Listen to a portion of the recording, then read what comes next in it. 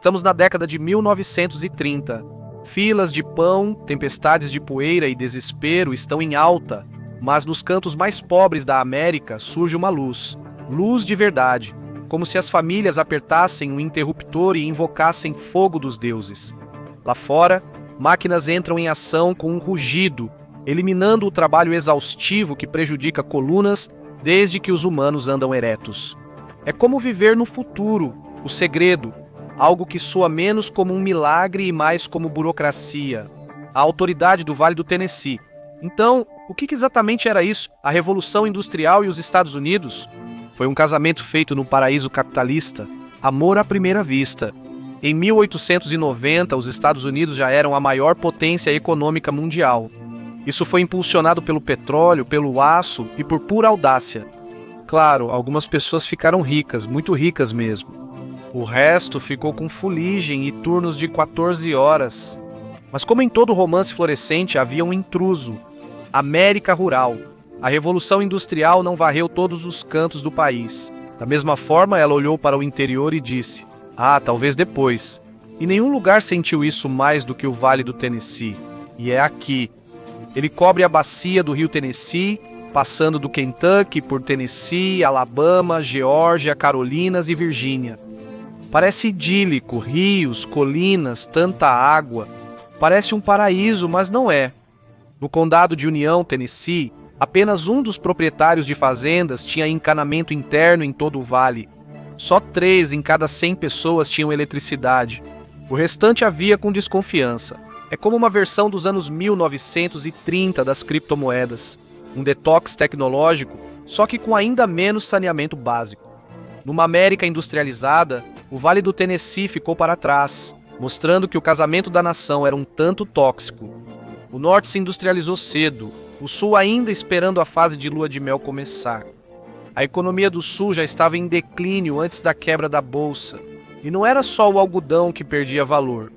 Parecia que o próprio Deus tinha feito as malas, se mudado para o norte e deixado um bilhete de boa sorte na geladeira. Em Enterprise, Alabama, há um monumento não para um herói ou uma batalha, mas para um inseto, o bicudo do algodoeiro. O inseto chegou do México nos anos 1890 e devastou plantações de algodão no sul, destruindo meios de subsistência. Imagine estar tão traumatizado a ponto de erguer uma estátua para seu inimigo. Mas mesmo aqui, a geografia deixou um último presente. A bênção apareceu em Muscle Shoals. Alabama é onde o rio Tennessee desce 43 metros em apenas 48 quilômetros. Toda essa água representava uma grande energia não aproveitada, um verdadeiro prêmio natural de hidrelétrica. Só esperando ali, esperando alguém perceber, eu sei como é essa sensação. Se você gosta desses vídeos, inscreva-se no canal porque minha vida só segue dando zoom mesmo. Em 1916, o governo federal comprou o local, construiu a represa Wilson e planejou fornecer energia para uma fábrica de nitrato para explosivos da Primeira Guerra Mundial. Muito patriótico, só que a guerra acabou cedo. O mapa da General Electric de 1921 só serviu para esfregar sal na ferida. Os estados foram ajustados conforme o número de pessoas com eletricidade. Washington, Distrito de Colômbia, parecia ter engolido o mapa, eletrificada e se sentindo bem convencida. A média nacional, de 108 milhões de americanos. 62 milhões tinham luz. O resto basicamente vivia em um filtro sépia do Instagram. A guerra civil já terminara há tempos, mas a linha Mason-Dixon mantinha sua função. Quase um século depois, os Estados Unidos pareciam desconfortavelmente como eram em 1830, só que com chapéus melhores e mercados de ações piores. A renda do Sul era cerca de 60% da média nacional. Era a versão da Grande Depressão de "estamos indo bem". A represa Wilson foi inaugurada em 1925, custando 47 milhões, cerca de 663 milhões. Hoje, isso é uma pechincha. Custa o mesmo que uma caixa de ovos família em 2025. O Congresso entrou em pânico. Era muito dinheiro, então eles tentaram vender. Entra o desfile de compradores. Henry Ford propôs arrendar por 99 anos para construir uma fábrica de nitrato. Foi o primeiro vislumbre da região de como a indústria poderia ser, mas nenhum estado do sul tentou mantê-la. Nenhum. O impulso veio de um senador de Nebraska. O único interessado na economia local morava a 1.300 quilômetros de distância. O senador George W. Norris tentou 6 vezes obter apoio federal para o desenvolvimento do Vale do Tennessee. Nesse momento, ele não propunha políticas, tinha um fetiche por rejeição nos anos 20 e era o homem certo no partido errado. Washington estava ocupado demais nadando em champanhe para se importar com quem enfrentava enchentes. De 1925 a 1928 houve seca, as plantações morreram e o gado passou fome. Em 1929, brancos pobres da Geórgia viviam com cerca de $200 ao ano, equivalente a 3.800 hoje. Isso foi antes da Grande Depressão. Quando o colapso ocorreu, destruiu o pouco de base que restava. O algodão caiu para 5,66 centavos por libra em 1931, o menor valor em décadas. Toda a economia do Sul tinha desmoronado na terra que tentava cultivar. A América sempre foi complexa. De um lado, industrial e ambiciosa, de outro, ainda buscando o interruptor da luz. A Revolução Industrial só tornou as diferenças impossíveis de ignorar. Mas o divórcio não era uma opção, eles tinham que fazer dar certo, como um casal que fica junto pelos filhos. Não precisava ser assim. A Alemanha estava destruída, bombardeada e ainda processando a Guerra Mundial. Eu tinha 90 de suas fazendas eletrificadas. A Nova Zelândia chegou a 60 e, para piorar, o Canadá também liderava. Nos anos 1930, 20% das zonas rurais de Ontário tinham eletricidade. A dúvida era como fazer isso. Durante a Grande Depressão havia miséria. A crise de 2008 parecia só uma segunda-feira ruim diante de algo inimaginável. Em 1933, o desemprego atingiu quase 25%. Não existia TikTok ou Instagram para recorrer. Você não podia simplesmente se reinventar como um influenciador do estilo depressão. Você estava ocupado, passando fome, e a dor não era igual para todos. Os 25% eram só a média nacional. Algumas regiões iam bem, outras pareciam economicamente estagnadas. O norte foi fortemente afetado.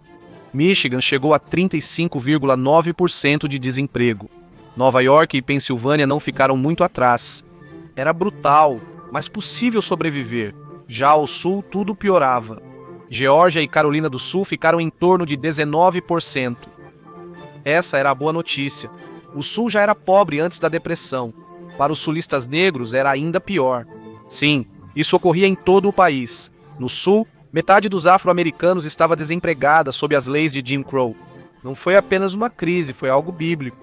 Em Atlanta, 70% dos trabalhadores negros perderam seus empregos, já que os trabalhos braçais que os brancos antes desprezavam passaram a ser disputados. De repente, esses empregos pareciam uma promoção. E quem conseguiu primeiro? Pois é, fácil imaginar. Nos primeiros anos parecia sem esperança, a depressão só piorava. Vários sulistas, principalmente do Vale do Tennessee, viam uma Hooverville como melhoria e migraram para o norte para comprovar isso. As condições lá eram ainda piores que no resto do sul. Enchentes atingiam a região todos os anos, submergindo 28 mil quilômetros quadrados. O solo fértil era levado embora. As colheitas desapareciam. 2,8 milhões de hectares de terras agrícolas foram arruinados. Incêndios destruíam 10% das florestas anualmente, como se a terra tivesse algo contra o sul. De volta ao condado de União, a renda per capita era apenas 44% da média nacional. 30% tinha malária. Se a depressão foi um golpe forte para o sul, o Vale do Tennessee levou um direto no queixo. Em 1933, Franklin D. Roosevelt surgiu como um exorcista político. Pouco após assumir o cargo, Franklin D. Roosevelt assinou a Lei da Autoridade do Vale do Tennessee, prometendo restaurar terras agrícolas e a indústria. Convencer os americanos de que o governo pode fazer mais do que atrapalhar as terças-feiras. A TVA foi ousada, ambiciosa e logo fez inimigos. As companhias de energia privadas viam uma empresa estatal como pura heresia para elas. Para elas, eletricidade não era progresso, era lucro. A ideia de o governo controlar a energia os enfurecia, como se abrisse um buffet grátis ao lado do restaurante 5 estrelas deles. Então, seguindo a tradicional maneira americana, eles processaram. Isso já virou praticamente um reflexo e não parecia nada bom para a TVA. Os tribunais decidiram contra ela no início, mas ela conseguiu uma vitória na apelação. Ainda assim, isso era a América. Sempre há outro processo. O que veio a seguir foi algo que normalmente não se associa à rapidez do governo. Geralmente, as pessoas aguardam estudos, audiências e um plano de 5 anos para decidir algo em um ano. A TVA não tinha esse luxo.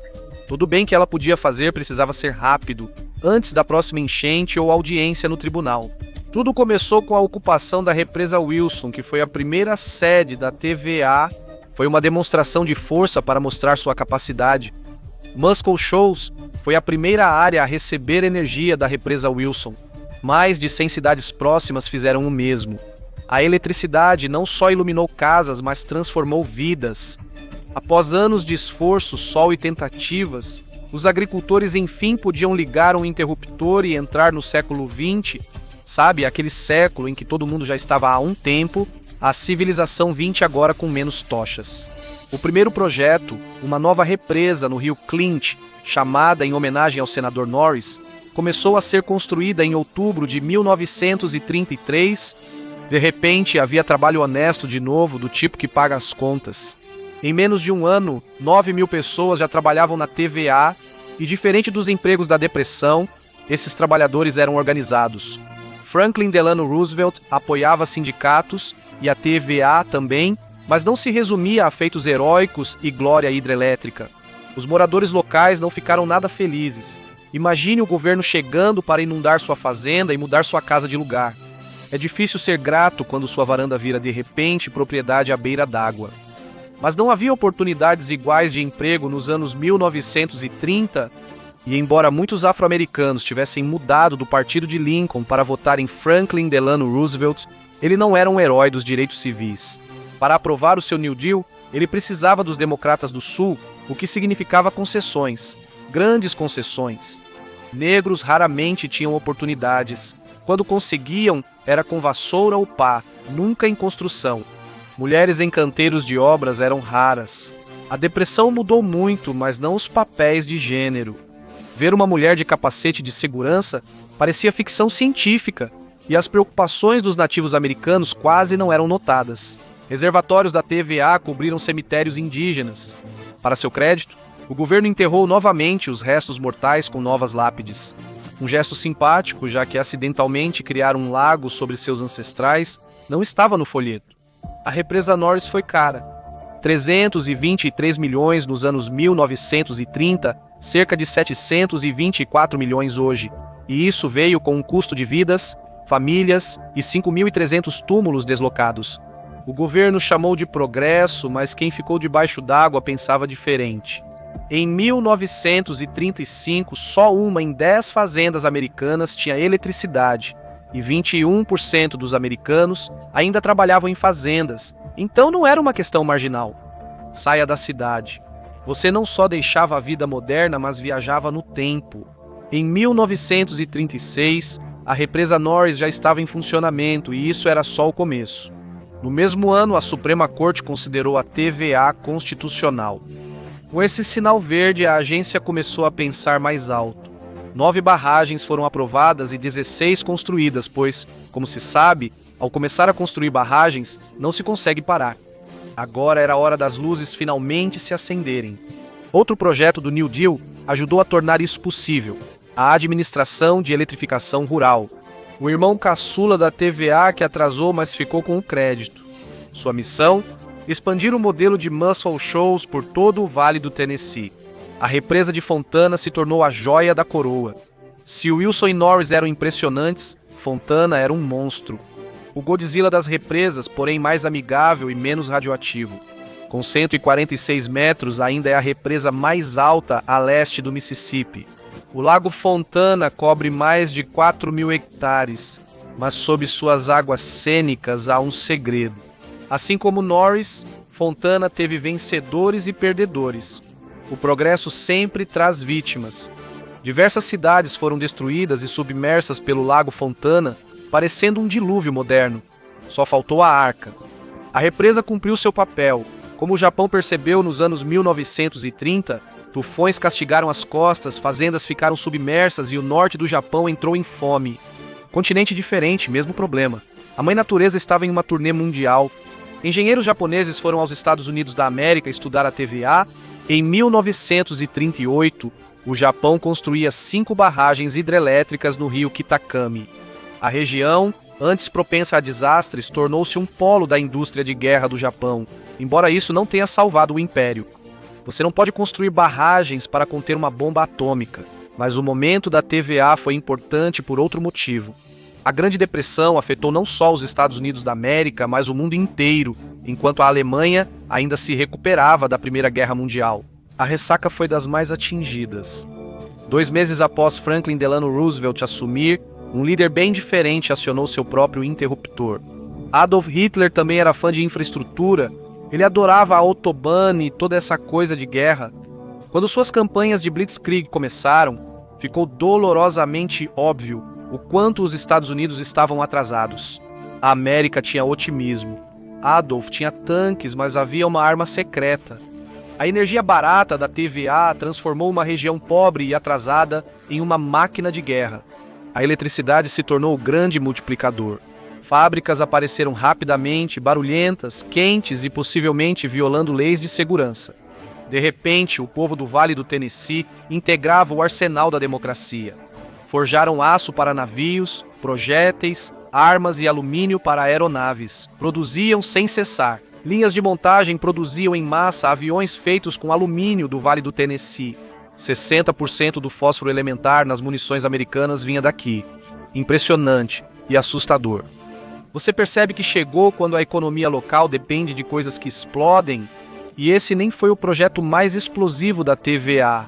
Havia tanta energia que o Vale do Tennessee virou o local ideal para o projeto mais secreto da Segunda Guerra Mundial. Ao criar uma arma capaz de destruir a civilização, é essencial ter uma voltagem confiável. Em 19 de setembro de 1942, um general pouco conhecido fez sua primeira grande decisão. Leslie Groves escolheu um local calmo no Tennessee. Era remoto, rural e tão discreto quanto possível sem se ocultar em um milharal. Cumpria todos os requisitos, longe dos bombardeios, mas perto de Knoxville para recrutar trabalhadores. Só cerca de 1.000 famílias viviam lá, o que evitava conversas constrangedoras sobre despejo. A terra custava apenas $48 por acre, cerca de $940 hoje, um valor muito baixo. Estamos construindo algo sobre o qual não podemos falar. O mais importante, energia estava em toda parte. A represa Norris e a rede da TVA estavam prontas para abastecer o que quer que essa coisa virasse. E era grande. O governo comprou 59.000 acres perto do rio Clinch e começou a construir uma cidade do zero. No início chamava-se Site Shacks, depois passou a ser Clinton Engineering Works. Oak Ridge parece nome de condomínio de aposentados, mas foi lá que a humanidade aprendeu a dividir átomos. O projeto Manhattan tinha começado e a TVA tinha passado de iluminar casas para ajudar a inventar o apocalipse. Primeiro veio a planta experimental X-10, que despejava latas de alumínio com bastões de urânio para um processo de separação química. Isso acabou produzindo o primeiro plutônio do mundo fora de um ambiente de laboratório. Foi a base da bomba Fat Man, aquela que Oppenheimer perdeu o sono por causa dela e Christopher Nolan ganhou prêmios por ela. Os Estados Unidos entraram na era nuclear por causa de algo que o Vale do Tennessee uma vez não tinha: energia. Em menos de 15 anos, uma região rural pobre virou o motor que ajudou a vencer a Segunda Guerra Mundial e fez dos Estados Unidos uma superpotência. Nunca desista dos seus sonhos, principalmente com financiamento federal. Nada mal para um programa que o Congresso quase extinguiu com burocracia, mas a TVA não tinha terminado. Não satisfeita em inundar cidades, ela decidiu também mexer com a atmosfera.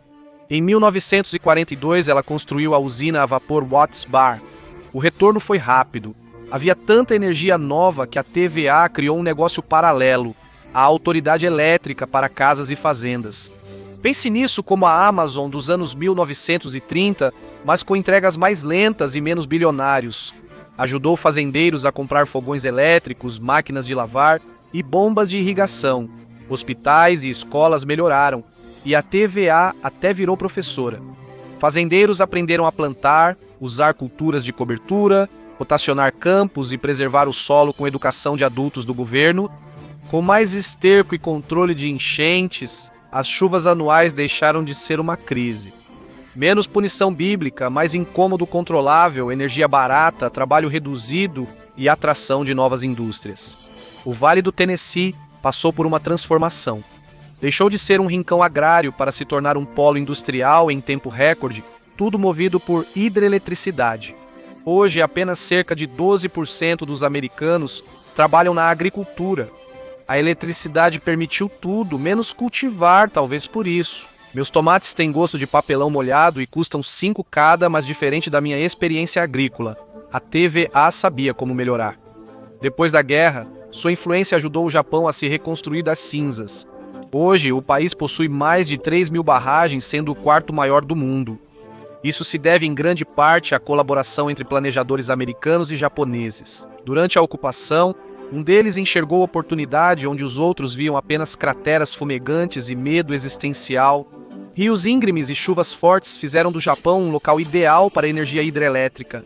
Como diz o ditado, se a vida te der radiação, faça uma represa. O sucesso da TVA e do Japão desencadeou uma onda global. Em 1948, a construção de represas estava em pleno vapor. O próximo foi a Índia. O rio Damodar inundava constantemente, então a Índia olhou para a TVA e disse: "Queremos o que eles têm." Os dominós seguiram caindo. Cuzistão, no Irã, Vale do Cauca, na Colômbia, Bacia do Papaloapã, no México. No meio do século, havia tantas cópias da TVA que parecia que foram compradas no Temu. Em 2023, havia mais de 35.000 barragens hidrelétricas no mundo. Elas estavam em todos os continentes, exceto na Antártica, né? Deu um tempo. A TVA não inventou a barragem, mas provou que elas podiam remodelar regiões inteiras para melhor. Mesmo com algumas bombas atômicas, as Nações Unidas usaram isso como modelo para combater a pobreza.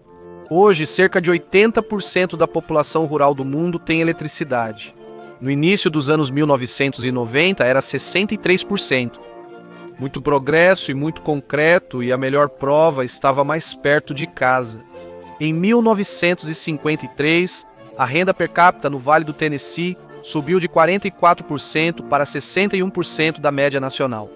Nada mal para uma região que antes tratava a eletricidade como um boato perigoso, e todo aquele problema de malária desapareceu com eletricidade e drenagem, bem melhor do que mosquiteiros e círculos de oração, sem dúvida.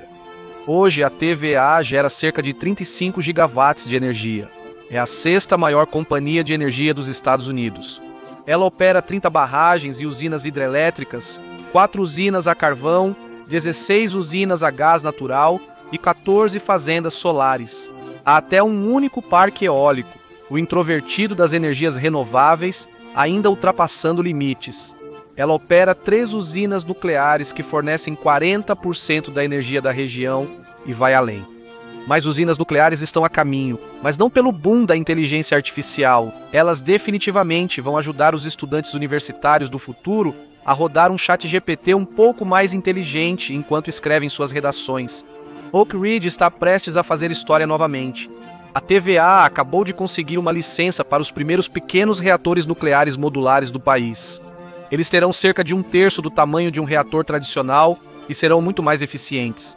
Fabricados em fábricas, transportados e montados no local, é a versão IKEA de uma usina, mas as consequências de perder um parafuso são muito piores. Isso faz parte do plano da TVA de ser neutra em carbono até 2050. Obrigado, TVA. Um dos cantos mais pobres do Sul se tornou um parceiro completo na Revolução Industrial. Dizer que é um casamento feito no céu pode ser exagero. O céu não se interessa em criar bombas atômicas, mas agiu de várias formas. Foi o projeto de infraestrutura mais bem-sucedido da história dos Estados Unidos, talvez até do mundo. O megaprojeto que abasteceu uma região, remodelou uma nação e acidentalmente ajudou a inventar o apocalipse. Todos saíram ganhando. Obrigado por me acompanhar hoje. Espero que você tenha gostado do vídeo e se quiser ver mais vídeos como este, por favor, considere se inscrever e ativar as notificações. Isso realmente faz diferença. Mais uma vez, obrigado e até a próxima no Map Pack.